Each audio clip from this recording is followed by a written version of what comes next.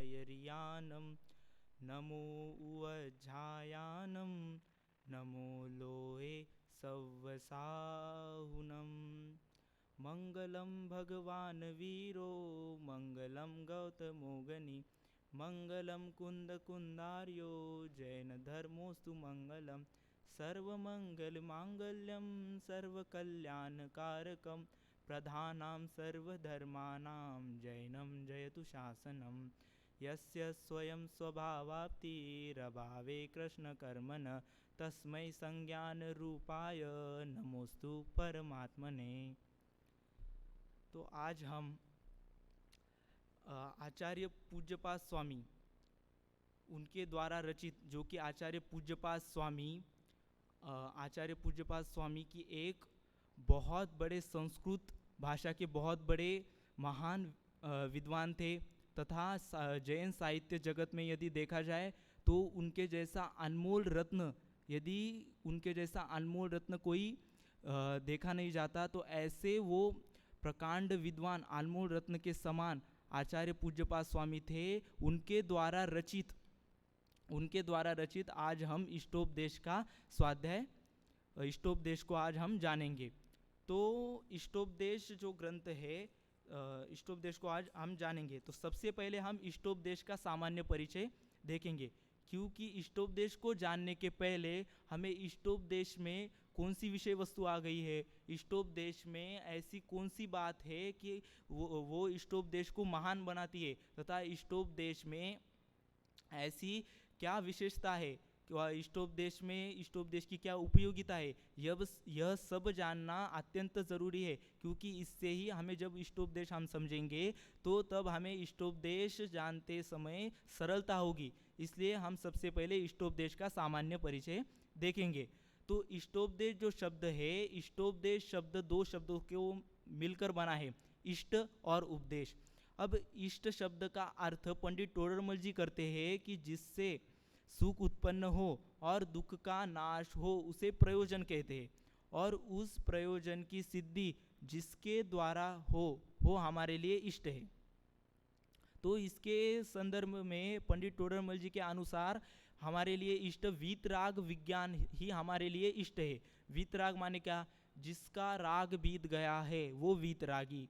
और विज्ञान वी और ज्ञान से बना है विज्ञान शब्द। वी माने विशेष, और ज्ञान तो आपको पता ही है। जो विशेष ज्ञान है, विशेष ज्ञान कौन सा? केवल ज्ञान, अर्थात जो तीन काल तीन लोक के समस्त पदार्थ को एक साथ एक समय में जानता हो उसे केवल ज्ञान कहते हैं। अर्थात पंडित टोडरमल जी के अनुसार इष्ट क्या है कि वीतराग विज्ञानता ही उनके अनुसार इष्ट है। और फिर इष्ट का अर्थ करते हुए पंडित दौलत राम जी भी कहते हैं कि मोक्ष और मोक्ष मार्ग ही उनके अनुसार इष्ट है। तो क्या वीतराग विज्ञानता, मोक्ष तथा मोक्ष मार्ग ये सभी अलग अलग है? ये सभी अलग अलग है? नहीं, अपितु ये सभी एक ही है। और उपदेश माने कथन करना। इस सभी का सार मिलकर यही निकल कर आता है कि जिसमें मोक्ष तथा मोक्ष मार्ग का कथन किया गया हो वही इष्टोपदेश है, वही इष्टोपदेश है। अब वो इष्टोपदेश ग्रंथ का मंगलाचरण है, वो इष्टोपदेश ग्रंथ के मंगलाचरण में सिद्ध भगवान को नमस्कार किया गया, और नमस्कार करने की वजह से यह सिद्ध होता है कि यह नमस्कारात्मक मंगलाचरण है। और इष्टोपदेश ग्रंथ एक आध्यात्मिक ग्रंथ है। आध्यात्मिक ग्रंथ माने क्या? जिसमें विशुद्ध आत्म तत्व की चर्चा हो, विशुद्ध आत्म तत्व की बात हो, शुद्ध आत्म तत्व की बात हो, उसे आध्यात्म कहते हैं। और यह एक इष्टोपदेश है, वह आध्यात्मिक ग्रंथ है। उसके बाद यह ग्रंथ की अब विशेषता क्या है, इस ग्रंथ की विशेषता क्या है वो देखेंगे हम, कि यह आध्यात्मिक ग्रंथ संक्षिप्त होकर आचार्य देव ने, अर्थात पूज्यपाद आचार्य देव ने इसमें गागर में सागर भरने की बहुत अच्छी कोशिश की गई है आचार्य पूज्यपाद द्वारा। और उसके बाद इसमें क्या क्या है, तो इसमें इसकी एक बहुत बड़ी विशेषता मिलती है कि इसमें भेद विज्ञान पूर्वक शुद्धात्मा की उपलब्धि कैसे, इसका मार्ग उपाय प्रतिपादित किया गया है। यह इसकी बहुत बड़ी विशेषता है। अर्थात इसकी विशेषता यह एक है कि इसमें भेद विज्ञान पूर्वक भेद विज्ञान तो जगत में बहुत होता है, भेद विज्ञान हमें अनेक दिखाई देते हैं। भेद विज्ञान, अलग अलग प्रकार के भेद विज्ञान होते हैं जगत में, परंतु इसमें से हमें कौन सा भेद विज्ञान लेना है? तो इसमें से हमें यह भेद विज्ञान लेना है कि आत्मा और शरीर को भिन्न भिन्न जानकर, यह भेद विज्ञान हमें इससे लेना है। मतलब आत्मा और शरीर को भिन्न भिन्न जानकर जो हमारा आत्मा है, जो शुद्ध आत्मा है, उसकी उपलब्धि कैसे हो, उसकी उपलब्धि कैसे हो, उसका स्वरूप क्या है और उसकी उपलब्धि कैसे हो, इसका उपाय यदि किसमें बताया गया हो तो वो है इष्टोपदेश में ही उसकी उपलब्धि, जो शुद्ध आत्मा है अपना, उसकी उपलब्धि का उपाय बताया गया है। यह उसकी बहुत बड़ी एक विशेषता है। उसके बाद इस संसार में जो ये सुख हमें दिखाई देते हैं, यह सुख ना होकर यह सुख का प्रतिभास है। यह सुख न होकर यह सुख का प्रतिभास है, और सुख का प्रतिभास होने से यह तो हमें सुख तो नहीं दिखाए, यह तो सुख नहीं है, अपितु दुख ही है, अपितु यह दुख है। इससे हम यही एक उदाहरण से समझे तो जिस प्रकार यदि किसी एक व्यक्ति को रसगुल्ले में सुख नज़र आता है, तो यदि उसे 2 रसगुल्ले खाने दो तो वो उसमें उसे आनंद आएगा। तो उसके बाद 5, 10, 20, 25 इतने उसे रसगुल्ले खाने दो, फिर उसके जो वो कहेगा कि मेरे दांत में दर्द हो रहा है, ऐसा वो कहेगा।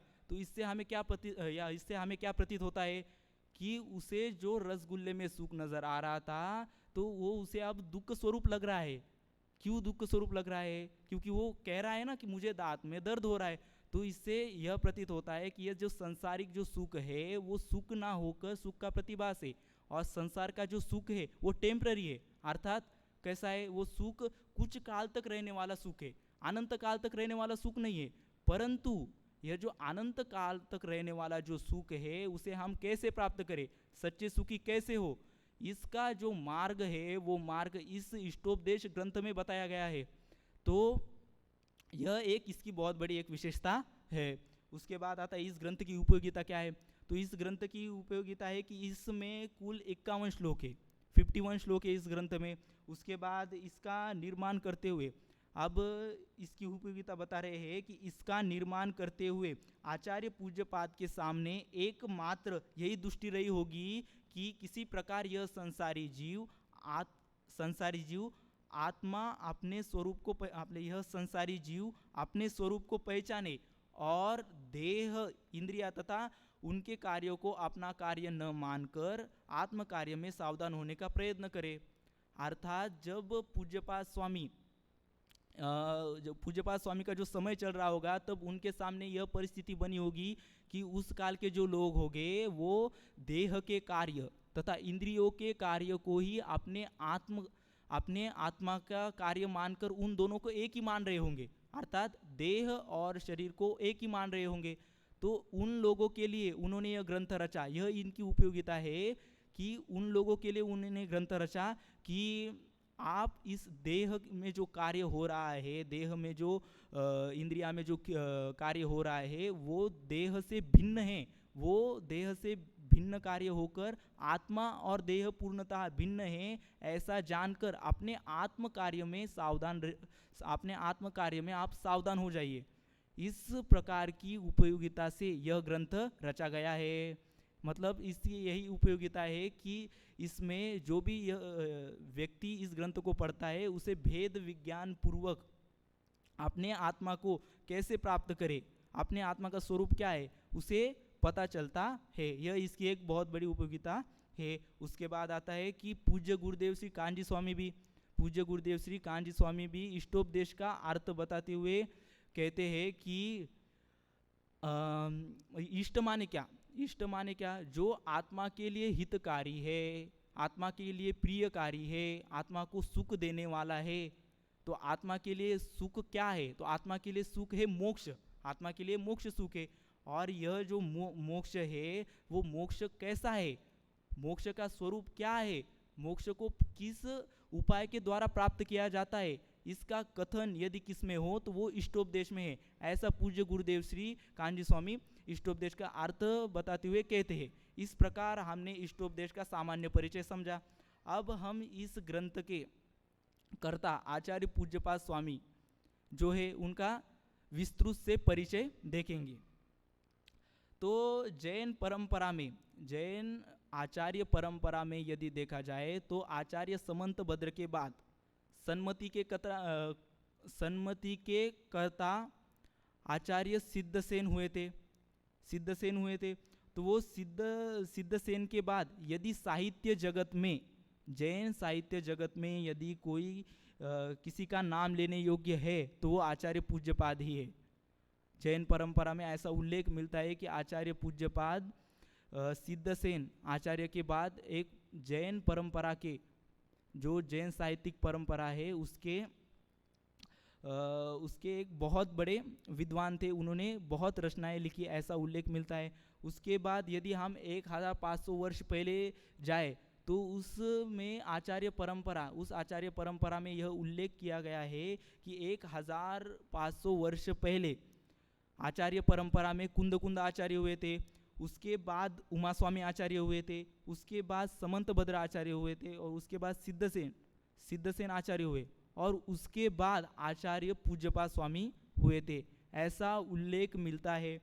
यदि हम अब जो पूज्यपाद स्वामी है, यदि पूज्यपाद स्वामी के समय के बारे में यदि हम देखें तो उनके समय के बारे में बहुत भ्रांतियाँ मिलती है कि अब जो श्रवण बेलगोला नामक ग्राम है जो कि कर्नाटक में है, तो उस ग्राम में उनके संदर्भ में आचार्य पूज्यपाद स्वामी के संदर्भ में अनेक लेख मिलते हैं। उस लेख में से 40 नंबर का जो लेख है, उस लेख में लिखा गया है कि आचार्य पूज्यपाद स्वामी समंत भद्र आचार्य के बाद हुए थे और ये आचार्य समंत भद्र के मतानुयायी थे, ऐसा उल्लेख उस शिलालेख 40 नंबर के शिलालेख में मिलता है। और उसके बाद आचार्य पूज्यपाद स्वामी अपने जैनेन्द्र व्याकरण नामक जो उनका रचा हुआ ग्रंथ है, उस जैनेन्द्र व्याकरण नामक ग्रंथ में उन्होंने स्वयं ऐसा उल्लेख किया हुआ है कि समंत चतुष्टयम समंत भद्रस्य, ऐसा उल्लेख किया है। और इससे यह प्रतीत होता है कि वे आचार्य समंत भद्र के बाद ही हुए थे, मतलब आचार्य पूज्यपाद स्वामी आचार्य समंत भद्र के बाद ही हुए थे, ऐसा उल्लेख इससे सिद्ध होता है। उसके बाद हम देखें तो आचार्य समंत भद्र का क्या है, आचार्य समंत भद्र का समय ईस्वी सन 200 माना जाता है। आचार्य समंत भद्र का जो समय है वो ईस्वी सन 200 माना जाता है। उसके बाद आचार्य अकलंक देव हुए, उन्होंने आचार्य अकलंक देव ने तत्वार्थ राजवार्तिक नामक ग्रंथ रचा। उसके बाद आचार्य विद्यानंदी हुए और विद्यानंदी ने तत्वार्थ श्लोक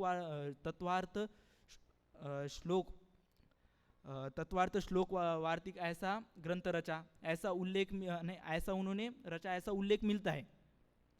और जो उसके बाद इनमें जो ये है ना, इनमें उसके बाद जो आचार्य पूज्यपाद है उनके द्वारा ही एक रचित सर्वार्थ सिद्धि नामक ग्रंथ है, उसकी जो कुछ पंक्तियां है, उसकी जो कुछ वाक्य है वो इनके द्वारा रचित, मतलब आचार्य अकलंक देव द्वारा जो राजवार्तिक है और आचार्य विद्यानंदी द्वारा जो तत्वार्थ श्लोक वार्तिक है, उनमें पंक्तियां का उल्लेख किया हुआ मिलता है। आचार्य सर्वार्थ सिद्धि में जो पंक्तियां है उसका उल्लेख इसमें किया हुआ मिलता है। और इससे यह प्रतीत होता है कि आचार्य पूज्यपाद स्वामी थे, वो आचार्य पूज्यपाद स्वामी समंत भद्र आचार्य के बाद हुए थे, और अकलंक देव जो आकलन आचार्य थे, आकलंक आचार्य के पहले हुए थे, ऐसा इससे प्रतीत होता है। और आचार्य अकलंक देव का समय है ईस्वी सन 620 और आचार्य विद्यानंदी का समय है ईस्वी सन 775। तो इससे यह सिद्ध होता है कि उनका जो समय रहा होगा, अर्थात आचार्य पूज्यपाद स्वामी का जो समय रहा होगा वो ईस्वी सन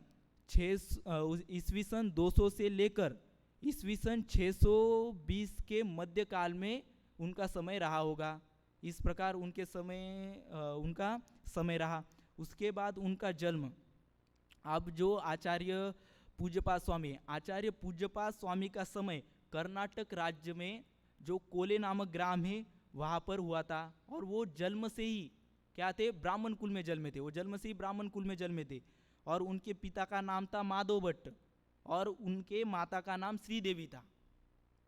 आप जरा विचार करके देखिए, वो जन्म से ही ब्राह्मण थे और वो जन्म से ब्राह्मण होकर भी उन्होंने इतना महान कार्य किया, जो कि हम पहले से ही जैन कुल में जन्मे, हम पहले से ही जैन कुल में जन्मे होकर भी उनके समान महान कार्य नहीं कर पाते हैं। तो उन्होंने जो ब्राह्मण कुल में, अजैन कुल में वो जन्मे, और उन्होंने बहुत बड़े बड़े ग्रंथ लिखकर उन्होंने जैन धर्म को आगे बढ़ाने के लिए बहुत महान कार्य किया। तो इसलिए आप विचार ही कर सकते हैं कि वो कितने महान आचार्य होंगे। उसके बाद अब उनकी वो जैन कैसे हुए, उनके इस संदर्भ में कथा मिलती है कि ऐसा उल्लेख मिलता है कि उनके जो माता है, उनकी माता जो श्रीदेवी ने सिर्फ कहने मात्र पर कि जैन धर्म स्वीकार कीजिए, ऐसा कहने किसको कहा कि उनके पिता माधव भट्ट को, कहने मात्र से उनके पिता माधव भट्ट ने क्या किया, उनके पिता माधव भट्ट ने जैन धर्म को स्वीकार किया। ऐसी कथा उल्लेखित मिलती है, इतिहास में ऐसी कथा मिलती है। उसके बाद ऐसा उल्लेख किया जाता है कि आचार्य पूज्यपाद स्वामी, जब आचार्य पूज्यपाद स्वामी को एक छोटी बहन भी थी, उसका नाम था कमलिनी, अर्थात उसका नाम कमलिनी था। और इतिहास में आचार्य पूज्यपाद स्वामी का जो जन्म नाम है वो कहीं भी उल्लेखित नहीं मिलता। आचार्य पूज्यपाद स्वामी का जन्म नाम इतिहास में कहीं भी उल्लेखित नहीं मिलता। उसके बाद जब ऐसी एक कथा मिलती है कि जब वो एक समय में जब वो एक बार बगीचे में अकेले में घूम रहे थे, तभी उन्होंने देखा कि एक सांप के मुंह में एक मेंढक फंसा हुआ है उनको, और वो मेंढक तड़प रहा है।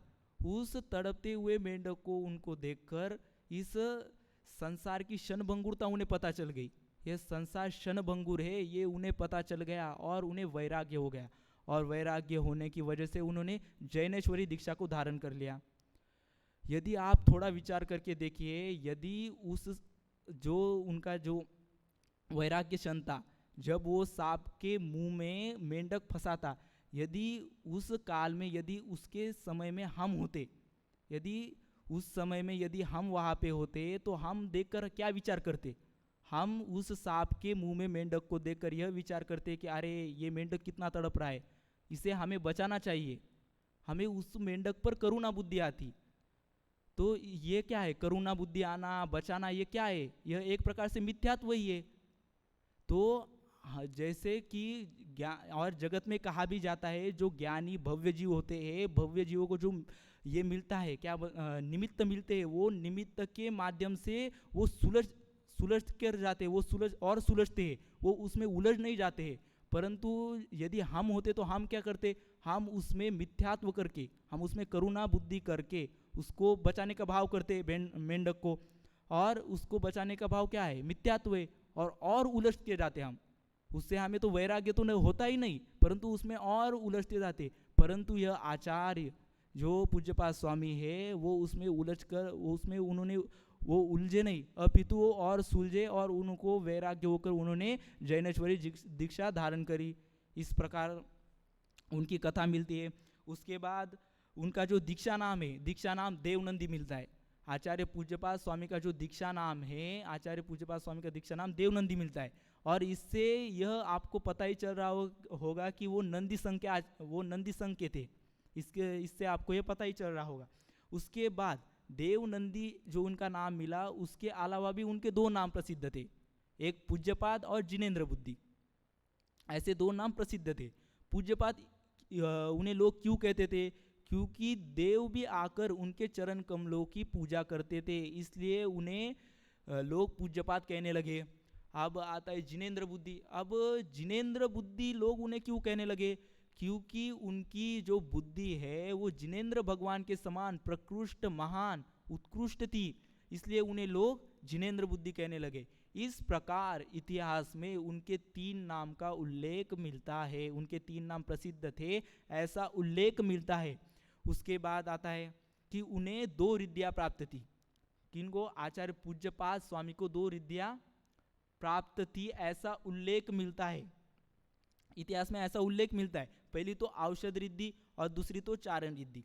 और वो चारण रिद्धि से आकाश मार्ग के द्वारा गमन करते हुए, वो उनके पास जो चारण रिद्धि थी, उस चारण रिद्धि के द्वारा वो आकाश मार्ग से गमन करते हुए विदेह क्षेत्र में जिनेंद्र भगवान के दर्शन करने जाते थे। इस शरीर से ही हम यदि विदेश क्षेत्र में कैसे जाएंगे, तो विदेश क्षेत्र में इस शरीर को छोड़कर ही हम जा सकते हैं, परंतु वो इस शरीर से सहित जाते थे। पहले तो आचार्य, ऐसी कथा मिलती है कि पहले तो आचार्य, ऐसा उल्लेख इतिहास में मिलता है कि पहले तो आचार्य कुंद विदेश क्षेत्र में गए थे, और उसके बाद यदि दूसरे आचार्य कोई हो जो कि इस शरीर सहित विदेश क्षेत्र में गए हैं आकाश मार्ग से, तो वो आचार्य पूज्यपाद स्वामी थे। वो अपने इस चारण रिद्धि से आकाश मार्ग से जिनेंद्र विदेश क्षेत्र में जाकर जिनेंद्र भगवान के दर्शन करके फिर से वापस आते थे, ऐसा उल्लेख मिलता है। उसी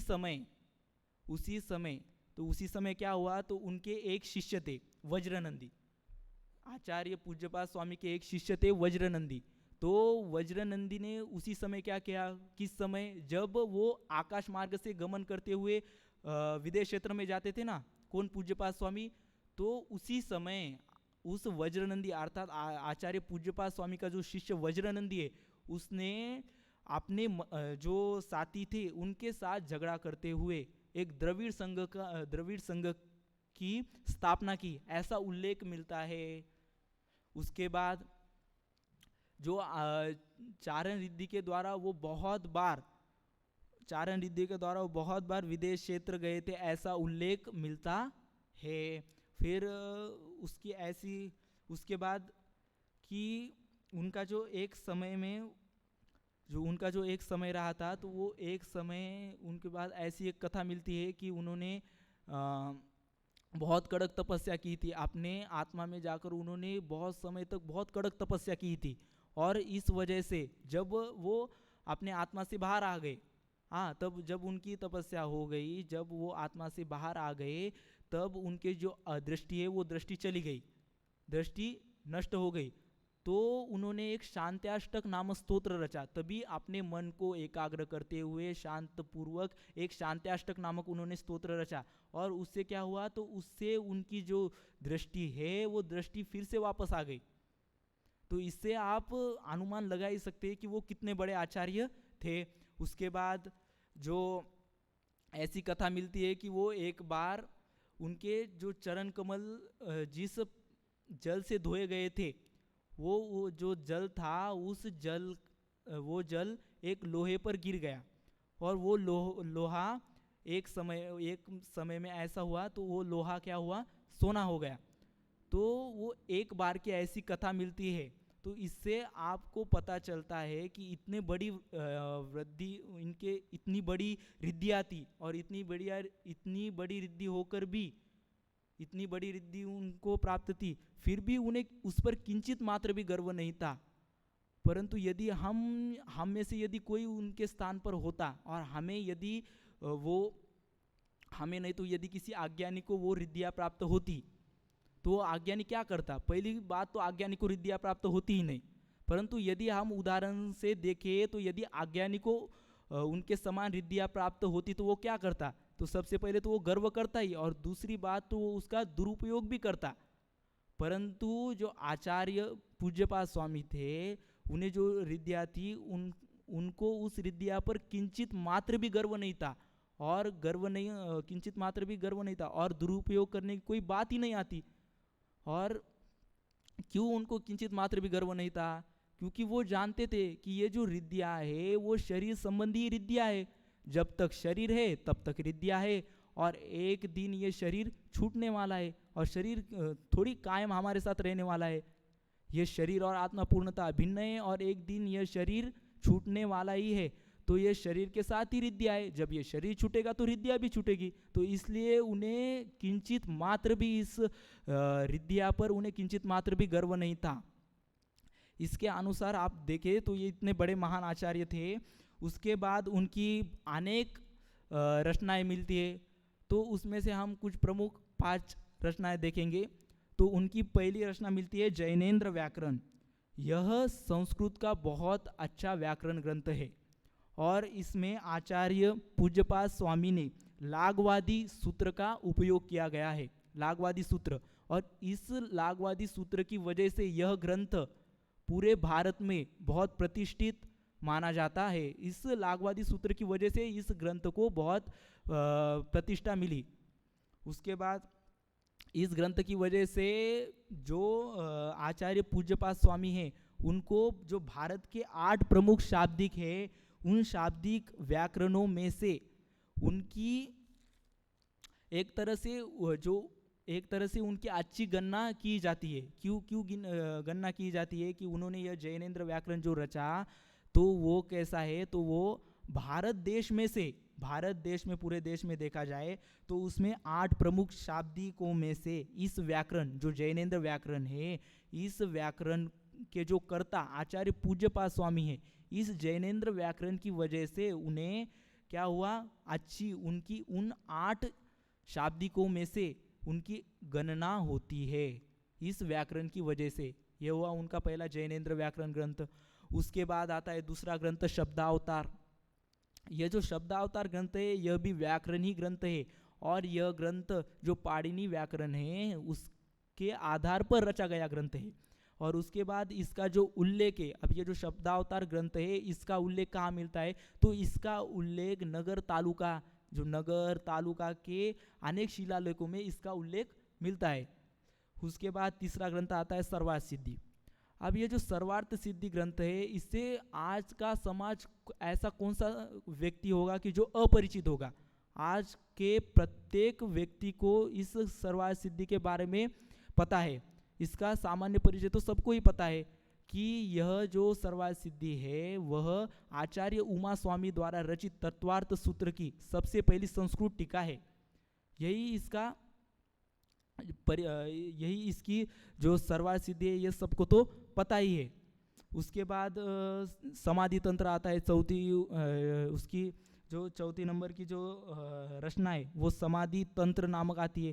तो समाधि तंत्र यह भी एक आध्यात्मिक ग्रंथ है, यह भी बहुत अच्छा आध्यात्मिक ग्रंथ है। और यह समाधि तंत्र का दूसरा नाम समाधि शतक है, समाधि शतक ऐसा दूसरा नाम है। और इसके ऊपर इसकी जो संस्कृत टीका है, इसकी संस्कृत टीका प्रभाचंद्र ने लिखी है, ऐसा उल्लेख मिलता है। उसके बाद इष्टोपदेश, 5वां ग्रंथ आता है इष्टोपदेश। इष्टोपदेश ग्रंथ के बारे में हमने पहले ही सामान्य परिचय देख लिया, तो इसके बारे में आप ज़्यादा जानने की कोई ज़रूरत नहीं है। तो अब हम सीधा इष्टोपदेश ग्रंथ को समझेंगे। तो अब इष्टोपदेश ग्रंथ है, इष्टोपदेश ग्रंथ का जो मंगलाचरण है वो हम देखेंगे कि यस्य स्वयं स्वभावाप्ति रभावे कृष्ण कर्मण तस्मै संज्ञान रूपाय नमोस्तु परमात्मने। आचार्य पूज्यपाद ने इस जो ग्रंथ का मंगलाचरण है, इस मंगलाचरण में सिद्ध भगवान को नमस्कार किया है। और नमस्कार करने की वजह से ये कैसा मंगलाचरण है, नमस्कारात्मक मंगलाचरण है। तो इसका पहले हम सामान्य अर्थ देंगे कि यस्य माने जिनको, कृष्ण कर्मण अभावे, संपूर्ण कर्मों का अभाव होने से स्वयं स्वभाव की प्राप्ति हो गई है, तस्मै उन संज्ञान रूपाय अर्थात सम्यक ज्ञान रूप परमात्मा को नमः अस्तु, नमस्कार हो। अब मंगलाचरण का हम आचार्य पूज्यपाद स्वामी इससे क्या बताना चाहते हैं, इसको देखेंगे कि आचार्य पूज्यपाद तो पहले कहते हैं कि जिसके संपूर्ण कर्म का अभाव होने से, संपूर्ण कर्म माने कौन कौन से कर्म, संपूर्ण कर्म में कौन कौन से कर्म आते हैं, पहला तो द्रव्य कर्म, भाव कर्म और नव कर्म। द्रव्य कर्म में द्रव्य कर्म माने क्या, द्रव्य कर्म माने ज्ञानावरणादि 8 कर्म। उसके बाद भाव कर्म माने राग द्वेष मोह कषाय आदि भाव कर्म। उसके बाद आते हैं नव कर्म माने शरीर तथा शरीर संबंधित जो कर्म है उसे नव कर्म कहते हैं। इस प्रकार इस संपूर्ण कर्मों का अभाव होने से इस संपूर्ण कर्म का अभाव होने से स्वयं स्वभाव की प्राप्ति हुई है, अपने स्वभाव की प्राप्ति हो गई है। मतलब कि जैसे हमारा आत्मा अंदर से है, हमारा आत्मा अंदर जैसा शुद्ध स्वभाव वाला है, वैसा ही बाहर में प्रकट होना। वैसे ही जैसे आत्मा अंदर था शुद्ध चैतन्य स्वभाव वाला, अनंत गुण वाला जो आत्मा अंदर उसका स्वभाव था, वैसे ही वो बाहर प्रकट हो गया। उसे क्या कहेंगे? स्वयं स्वभाव की प्राप्ति होना। जैसे मैं आपको एक बात बताना चाहता हूँ कि जैसे जो वस्तु प्राप्त हो उसकी हमें प्राप्ति होगी, जो वस्तु है ही नहीं तो उसकी प्राप्ति कहाँ से होगी? तो उसको एक उदाहरण से देखेंगे। जिस प्रकार यदि एक अशुद्ध कपड़ा को हम देखें तो यदि वो सबसे पहले उसकी निर्मिति से शुद्ध हो गया, जब उसको बनाया गया था तो वो पहले शुद्ध बनाया गया था। उसके बाद शुद्ध होने के बाद शुद्ध होने के बाद फिर वो क्या हुआ? मलिन हो गया। तो उसको धोकर हम शुद्ध कर सकते क्योंकि वो पहले कैसा था? शुद्ध था। परंतु यदि जो कपड़ा पहले से ही जब बनाया तब ही अशुद्ध था तो हम कितना भी उसे धोए तो वो अशुद्ध ही रहेगा, शुद्ध नहीं हो पाएगा। वैसे ही ये जो आत्मा है, यह आत्मा में अनंत गुण पहले से ही है, अंदर से स्वभाव से ही आत्मा शुद्ध चैतन्य वाला है। परंतु जब उसे बाहर से जो कर्म है वो कर्म उससे चिपक जाते हैं और कर्म चिपक जाने की वजह से वो क्या होता है? अशुद्ध होता है। तब जब वो कर्म निकल जाएंगे तब वो शुद्ध हो जाएगा। और जैसा आत्मा का अंदर से स्वभाव है वैसे ही आत्मा का बाहर स्वभाव दिखेगा। यह इसका अर्थ है कि स्वयं स्वभाव की प्राप्ति होना। उसके बाद क्या? संज्ञान रूपाय। संज्ञान माने सम्यक ज्ञान रूप, अनंत चतुष्टय रूप।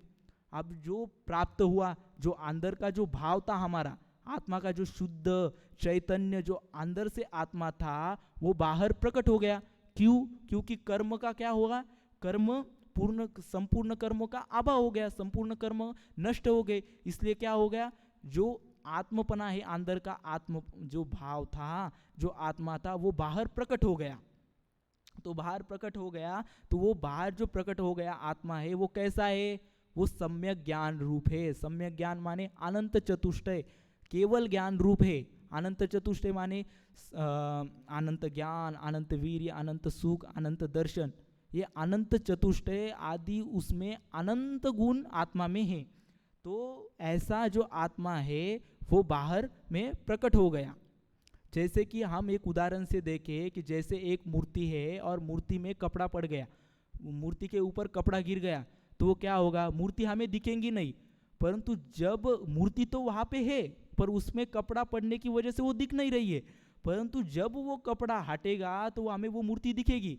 उसी प्रकार से आत्मा में अनंत चतुष्टय आदि गुण है, परंतु ज्ञानावरणादि जो 8 कर्म रूप कपड़ा उस पे गिरा हुआ है, जब वो आवरणादि रूप कपड़ा हटेगा अर्थात कर्म हटेंगे तो क्या होगा? जो अंदर का जो आत्मा हमारा शुद्ध है, अंदर से तो आत्मा चैतन्य स्वरूप वाला, शुद्ध स्वरूप वाला है, वैसे ही वो बाहर से प्रकट होगा। क्योंकि वो कर्म रूप क्या हुआ? कर्म रूप जो उसमें जो कपड़ा था वो हट गया। इसके वजह से वो अनंत चतुष्टय जो अंदर थे वो प्रकट होंगे। इस प्रकार से ऐसे परमात्मा को, ऐसे अनंत चतुष्टय, ऐसे अनंत गुण जिसमें हैं, ऐसे परमात्मा को, परमात्मा 2 है, सकल परमात्मा और निकल परमात्मा। सकल परमात्मा माने क्या? जो शरीर सहित है उन्हें सकल परमात्मा कहते हैं, जैसे अरिहंत भगवान। और निकल परमात्मा माने जो शरीर रहित है, जिनका शरीर नहीं है, वो निकल परमात्मा है, जैसे सिद्ध भगवान। तो यहाँ पे निकल परमात्मा को नमस्कार किया है, अर्थात सिद्ध भगवान को नमस्कार किया गया है। और आचार्य इससे यह समझाना चाहते हैं कि अष्टकर्म रहित, अष्टगुण सहित शुद्ध बुद्ध निरंजन जो परमात्मा है, सिद्ध भगवान है। सिद्ध भगवान के क्या गुण बताए उन्होंने? कि जो अष्टकर्म रहित, अष्टगुण सहित शुद्ध बुद्ध तथा निरंजन सिद्ध भगवान है, वह हमारे लिए आदर्श है। और उनके जैसा हम उनके जैसा बनना, हम स्वयं उनके जैसा बन जाते हैं, यह उनके लिए हमारा नमस्कार करने का हेतु है। मतलब आचार्य का नमस्कार करने के पीछे ऐसा हेतु है कि हम उनके समान बने, हम स्वयं सिद्ध भगवान के समान बने, ऐसा उनका हेतु है कि नमस्कार करने के पीछे। फिर उसके बाद वो और कहते हैं कि सम्यक दर्शन, सम्यक ज्ञान और सम्यक चारित्र्य की एकता ही सिद्ध स्वरूप की प्राप्ति का उपाय है। ऐसा आचार्य ने गर्भित रूप से इस श्लोक में से दर्शाया है कि यह जो है यह तो गर्भित रूप में यहाँ पे बताया गया है। यह गर्भित रूप में हमें तो पता नहीं है, जब हम उसे विशेष से समझेंगे, जब हम अर्थ को विशेष तरीके से समझेंगे, उस श्लोक को विशेष तरीके से समझेंगे, तो तब हमें क्या पतेगा, तब हमें यह पता चलेगा कि यह जो श्लोक है उसमें यह विशेष अर्थ भरा है कि सम्यक दर्शन, सम्यक ज्ञान और सम्यक चारित्र की एकता ही सिद्ध स्वरूप की प्राप्ति का उपाय है। अर्थात इसकी एकता ही क्या होगा, सम्यक दर्शन, सम्यक ज्ञान और सम्यक चारित्र की एकता ही हमें सिद्ध स्वरूप को प्राप्त कराने में मदद करेगी, यह हमें पता चलेगा। और यह कैसा है, यह गर्भित है, अर्थात यह जो श्लोक में क्या किया है, गर्भित है, उसमें जो इसे विशेष तरह से पढ़ता है उसको यह गर्भित अर्थ पता लगता है। तो उसके बाद फिर ये आचार्य ने इतना इसको समझाया, शिष्य को समझाया कि इसको समझाया कि स्वयं के स्वभाव से ही प्राप्ति होगी। जब कर्म हटेंगे तो स्वयं से ही हमारे स्वभाव की, अपने स्वभाव की प्राप्ति होगी, ऐसा आचार्य ने शिष्य को समझाया।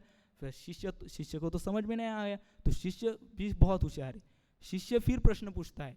शिष्य क्या प्रश्न पूछता है कि आपने तो समझा दिया, आचार्य शिष्य कहा कि आपने तो समझा दिया कि स्वयं के स्वभाव की प्राप्ति कर्म के अभाव, संपूर्ण कर्म के अभाव होने पर ही होती है, आपने ये तो समझा दिया, परंतु आपने इसका उदाहरण दिया नहीं, इसका दृष्टांत ही नहीं दिया, तो इसमें मुझे समझ नहीं आ रहा।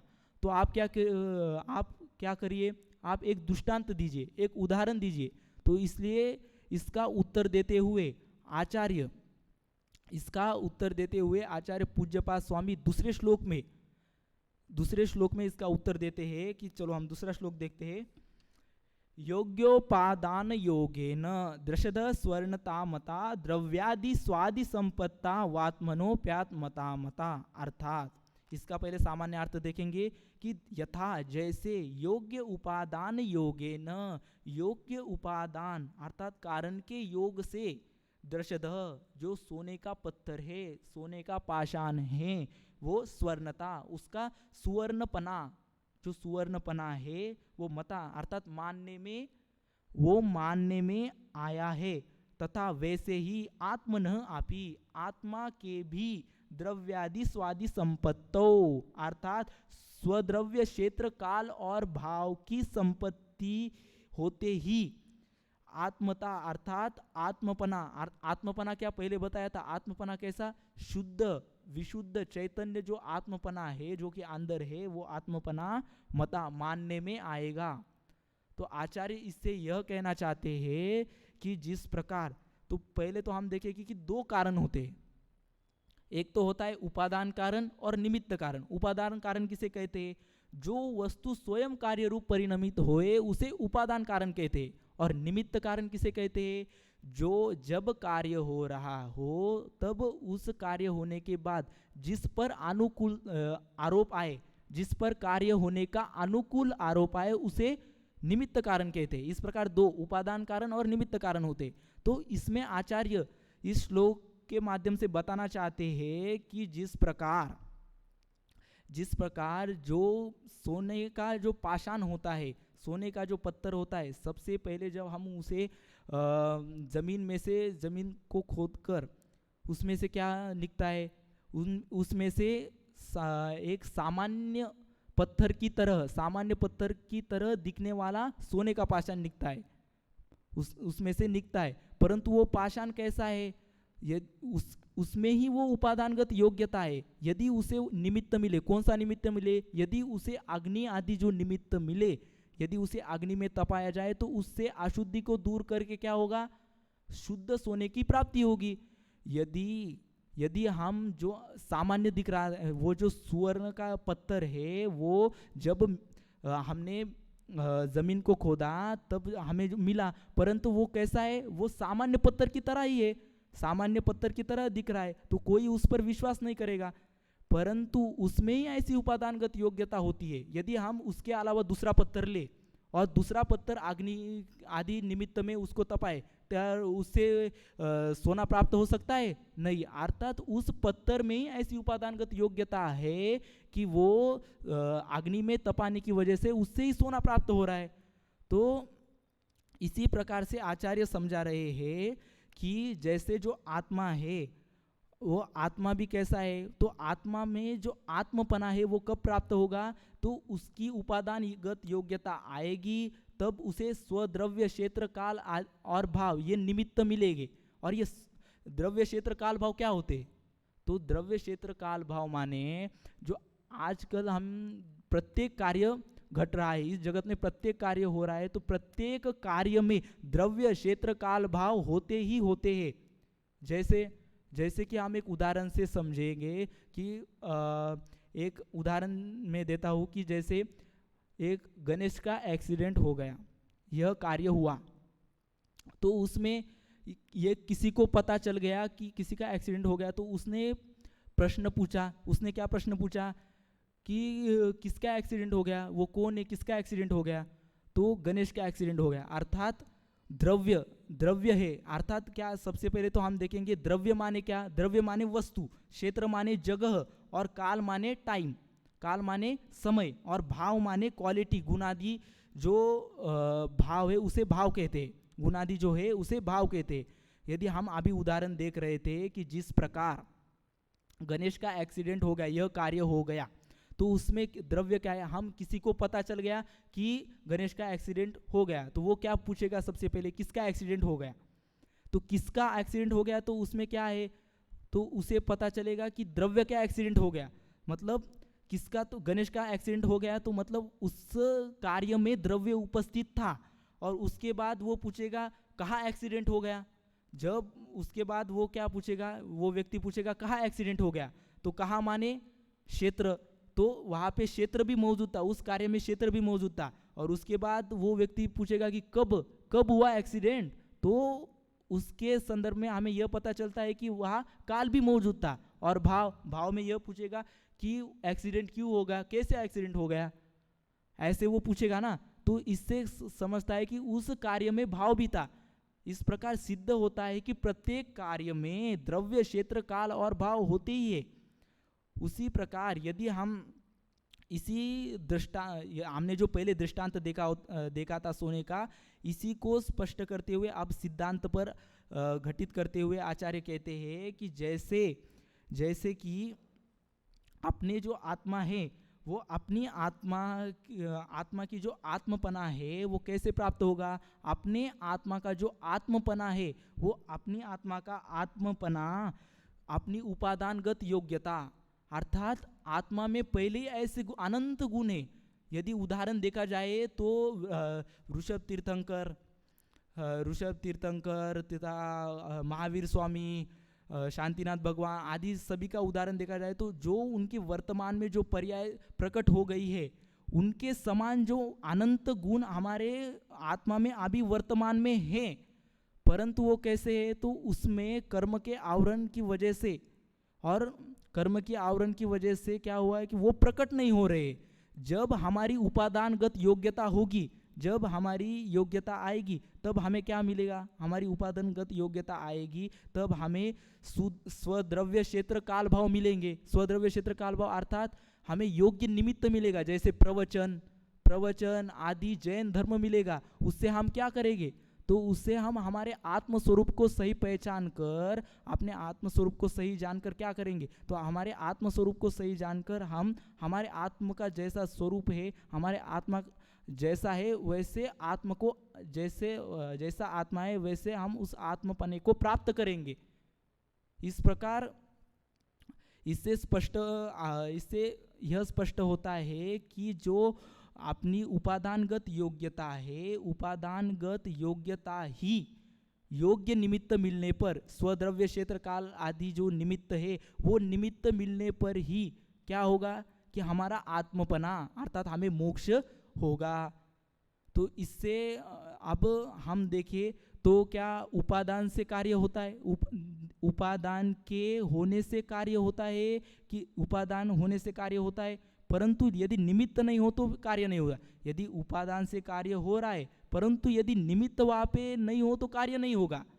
जिस प्रकार यदि हम उदाहरण से देखें कि मिट्टी में उपादानगत योग्यता है कि वो घड़े रूप परिणमित हो रही है, परंतु यदि उसमें कुम्हार निमित्त नहीं हो अर्थात कुम्हार हो ही नहीं तो क्या कुम्हार हो ही नहीं तो वो मिट्टी घड़े रूप कार्य होगा कैसे। इसी प्रकार हमने देखा कि उपादान से ही कार्य होता है परंतु निमित्त के होने पर। और यदि हम ऐसा देखें कि उपादानगत योग्यता है, उपादानगत योग्यता है परंतु निमित्त नहीं है, क्या है उपादानगत योग्यता है परंतु निमित्त नहीं है, तो भी कार्य नहीं होगा। जैसे अभी हमने समझा कि हमने उदाहरण से समझा कि जो घड़ा है, घड़ा में उपादानगत योग्यता है, जो मिट्टी है मिट्टी में उपादानगत योग्यता है कि वो घड़ा रूप कार्य रूप परिणमित होती है, परंतु उसे निमित्त नहीं है अर्थात निमित्त नहीं हो मतलब कुम्हार आदि ये निमित्त नहीं मिले तो वो होगी क्या, घड़े रूप परिणमित नहीं होगा, घड़ा बनेगा ही नहीं यदि कुम्हार नहीं होगा तो। उसी प्रकार यदि उपादान नहीं हो परंतु निमित्त हो, उपादान शक्ति यदि किसी वस्तु में नहीं हो परंतु निमित्त हो तब भी कार्य नहीं होगा। इसका उदाहरण हम देखेंगे कि जैसे प्रसिद्ध उदाहरण है कि मरीचि, जो मरीचि जीव था, जो मारीचि जीव, तो वो मारीचि जीव का क्या था कि उसे इतनी निमित्त मिला, श्री ऋषभ तीर्थंकर निमित्त मिला, आर्यखंड निमित्त मिला, जैन धर्म निमित्त मिला, भरत क्षेत्र निमित्त मिला, इतने बड़े बड़े निमित्त मिलकर भी क्या हुआ कि उसकी ऐसी योग्यता नहीं थी, उसकी ऐसी उपादानगत योग्यता नहीं थी कि वो मोक्ष तब चला जाए। तो इससे यह पता चलता है कि जब उपादानगत योग्यता है ही नहीं और फिर निमित्त हो तब भी कार्य नहीं होगा। इससे यह स्पष्ट होता है कि उपादान से कार्य होगा परंतु निमित्त के होने पर ही कार्य होगा, उपादान से कार्य होगा परंतु निमित्त के होने पर ही कार्य होगा। यदि और जब प्रत्येक कार्य होगा तो प्रत्येक कार्य कैसा, तो प्रत्येक कार्य में उपादान ही करता होगा, प्रत्येक कार्य में उपादान ही करता होगा, निमित्त कभी भी करता नहीं होगा प्रत्येक कार्य का। इस प्रकार हमने इस दूसरे श्लोक से समझा। फिर उसके बाद फिर जो शिष्य है वो प्रश्न पूछता है।